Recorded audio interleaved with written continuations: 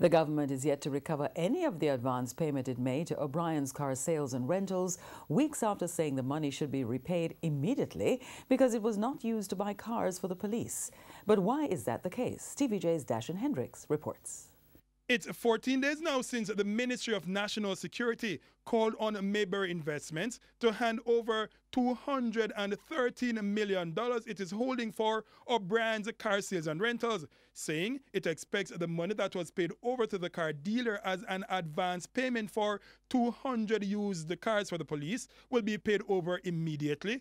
Mayberry was called on to pay over the money. The Ministry of National Security alleging the fund was not being used to buy vehicles as contracted. But TVJ News understands that money has not been paid over and may not be paid out at all. The reason? Mayberry contending that O'Brien's is in the process of fulfilling its obligation to supply the cars as contracted. The performance bond that was called in December has not been paid over yet either. The insurance company holding the bond has, however, indicated it may have no choice but to settle. That is unless O'Brien's provides documentation confirming it is continuing with the contract. Documents in TVJ's possession show O'Brien's is doing so, clearing the 66 vehicles that are on the wharf, even though the company missed the December 20 deadline that was set by the Security Ministry. O'Brien's lawyer has instructed the company to provide the confirmation as requested.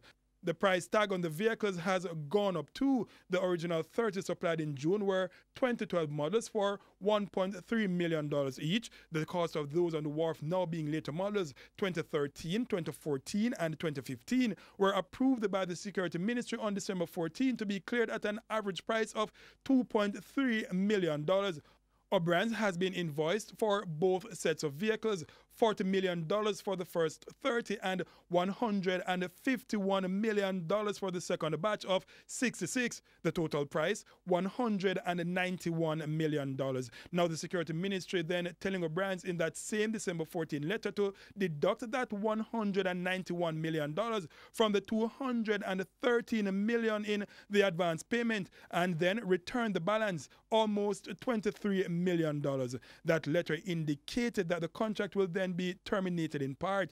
This was communicated 1 week before the advance payment was called in on December 22, when the minister called for Mayberry to hand over the $213 million. It indicated at the same time that it also expected to still get the 66 vehicles on the wharf. That expectation was, however, shut down by O'Brien's attorney Gov't, who in a letter dated December 27 told Mayberry that if it complies with the request, it would be cooperating with a, quote, fraudulent demand opening them to legal liability for any damage, end quote, that O'Brien's may suffer.